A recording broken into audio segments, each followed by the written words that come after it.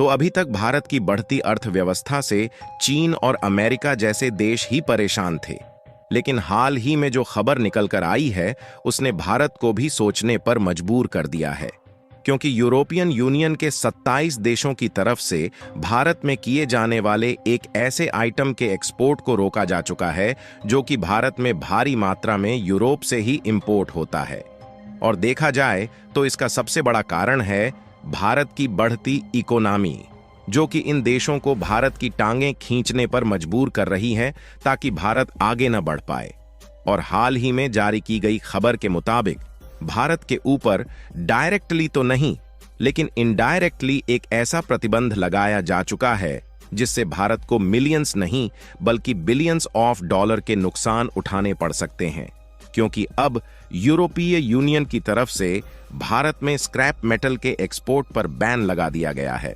और सोचने वाली बात यह है कि एक तरफ इसी यूरोपियन यूनियन के 27 देश भारत से एफटीए यानी कि फ्री ट्रेड एग्रीमेंट साइन करना चाह रहे हैं ताकि भारत और उनके बीच बायलैटरल ट्रेड और भी मजबूत हो सके। लेकिन दूसरी तरफ जब भारत नए नए रास्ते से तरक्की की ओर आगे बढ़ रहा है तो यही देश भारत की टांगे खींच रहे हैं। पूरी अपडेट क्या है इस वीडियो में समझते हैं, लेकिन आगे बढ़ने से पहले इसी तरह खबरों से अपडेटेड रहने के लिए वीडियो को एक लाइक करके चैनल को सब्सक्राइब जरूर कर लीजिए, क्योंकि यह आपके लिए 1 सेकंड का काम है लेकिन इससे हमारी काफी बड़ी मदद होती है।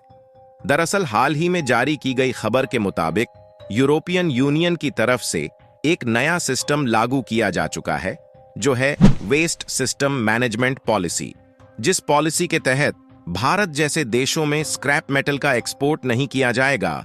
और दिक्कत वाली बात यह है कि यूरोपियन यूनियन के द्वारा लागू की गई इस पॉलिसी से भारत को काफी बड़ा नुकसान होने वाला है, क्योंकि देखा जाए तो भारत स्क्रैप मेटल को यूरोपीय कंट्री से भारी मात्रा में इंपोर्ट करता है।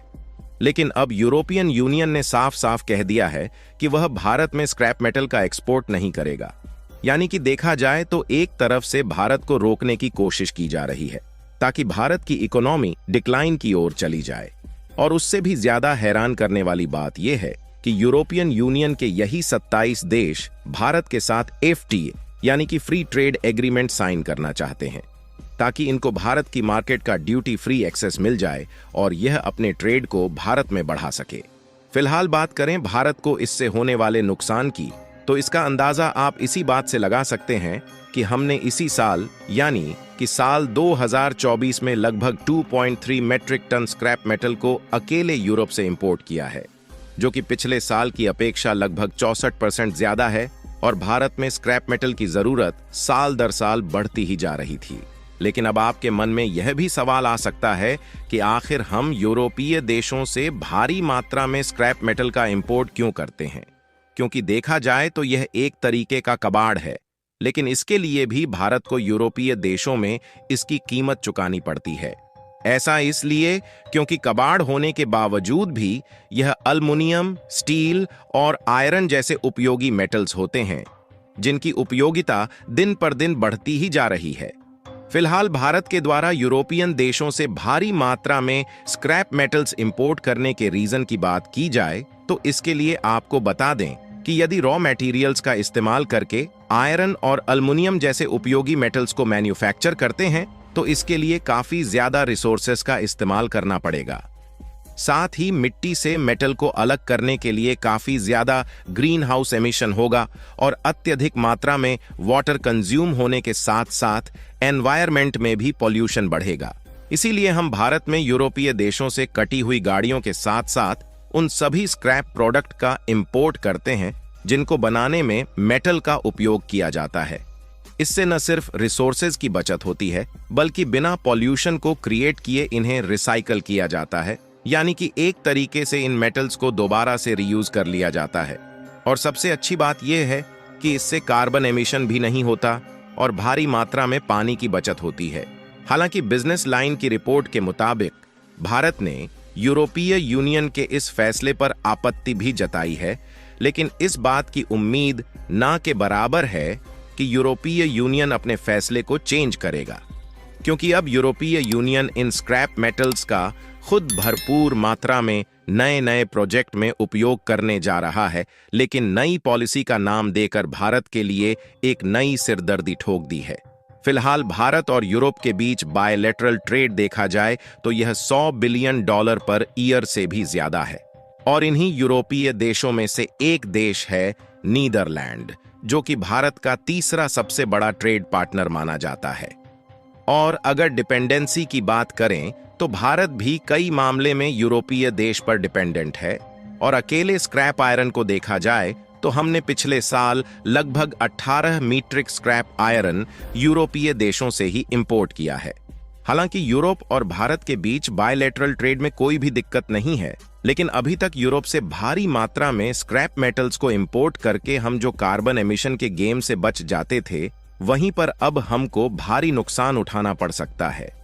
क्योंकि जब भारत को स्क्रैप मेटल्स नहीं मिलेगा तो भारत रॉ मटेरियल का इस्तेमाल करके आयरन, एल्यूमिनियम और स्टील को मैन्युफैक्चर करेगा, जिससे भारत की भारी लागत लगने के साथ साथ ज्यादा रिसोर्सेस का इस्तेमाल भी करना पड़ेगा। दरअसल ऐसे में भारत को मेटल्स पाए जाने वाले एरिया की माइनिंग करनी होती है। उसके बाद मिट्टी में मिले हुए इन रॉ मटेरियल्स को बड़े बड़े ट्रक्स पर लोड करके मेटल मैन्युफैक्चर करने वाली फैक्ट्री में लाया जाता है। और साथ मिट्टी से अलग करने के लिए बड़ी बड़ी मशीनों की भी जरूरत पड़ती है। और इसी के कारण पॉल्यूशन बढ़ने के साथ साथ लागत भी बढ़ जाती है। लेकिन वहीं दूसरी तरफ यूरोपीय देशों से स्क्रैप मेटल्स को इंपोर्ट करते हैं तो उसे दोबारा से रिसाइकल करके आसानी से रीयूजेबल बनाया जा सकता है। हालांकि इस प्रक्रिया से भारत की डिपेंडेंसी तो बढ़ जाएगी, लेकिन भारत में पॉल्यूशन बढ़ने के कारण यूरोपीय देश अंतरराष्ट्रीय मंच पर भारत को क्रिटिसाइज करने का कोई भी मौका नहीं छोड़ेंगे, जिससे भारत की इमेज पर एक बड़ा इंपैक्ट पड़ेगा। फिलहाल आपको बता दें कि यूरोप के द्वारा स्क्रैप मेटल्स का एक्सपोर्ट रोकने से पहले ऑलरेडी दुनिया के लगभग 73 देशों ने स्क्रैप मेटल्स एक्सपोर्ट पर बैन लगा दिया है। तो ऐसे में भारत के लिए नए मार्केट की तलाश करना भी थोड़ा मुश्किल काम है। लेकिन आपको जानकर खुशी होगी कि इसके बावजूद भी भारत ने यूरोपियन यूनियन के इस फैसले पर आपत्ति जताया है। और इसके अलावा भी हम यूएई और कुछ अफ्रीकन देशों में इस स्क्रैप मेटल इंपोर्ट करने का मौका तलाश रहे हैं। क्योंकि देखा जाए तो इस समय यूएई के साथ भारत की स्ट्रैटेजिक पार्टनरशिप काफी अच्छी बनी हुई है। तो इस बात की उम्मीद ज्यादा है कि यूएई और अफ्रीकन जैसे देशों में भारत को स्क्रैप मेटल्स इंपोर्ट करने का मौका मिले। बाकी आपको क्या लगता है कि भारत के द्वारा ऑब्जेक्शन लिए जाने के बावजूद भी यूरोपियन यूनियन भारत को स्क्रैप मेटल्स का एक्सपोर्ट चालू करेगा या नहीं? अपनी राय कमेंट में जरूर बताएं। और इस वीडियो को एक लाइक करके अपने मित्रों तक भी शेयर जरूर करें ताकि उन्हें भी जानकारी मिल सके। इसी तरह और भी नॉलेजेबल वीडियो देखने के लिए चैनल को सब्सक्राइब करके बेल आइकन को ऑल पर जरूर सेलेक्ट करें। जय श्री राम।